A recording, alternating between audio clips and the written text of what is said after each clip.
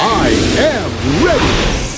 GMA Weather, serbisyong totoo ng GMA News. Maulan ang panahon ngayon sa Palawan, bunsod dyan ang binabantayang low pressure area. Namataan ito sa layong mahigit 200 kilometro sa Hilagang Kanluran ng Puerto Princesa City, Palawan. Sa wind forecast ng Metro Weather, posibleng lumakas ang nasabing LPA, bagaman na bukas ay inaasahang nasa labas na ito ng Philippine Area of Responsibility.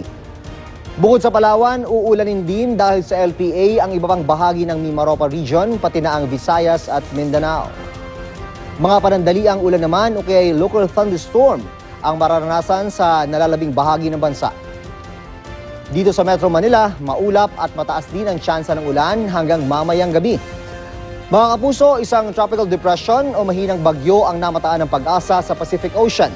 Bukas ng gabi ito posibleng pumasok sa PAR ayon sa Metro Weather. Unti-unting hahatakin ang nasabing bagyong ang habagat. Mararamdaman sa ilang bahagi ng bansa sa Lunes o Martes. Yan ang latest mula sa GMA Weather. May plano para sigurado, I am ready, serbisyong totoo ng GMA News.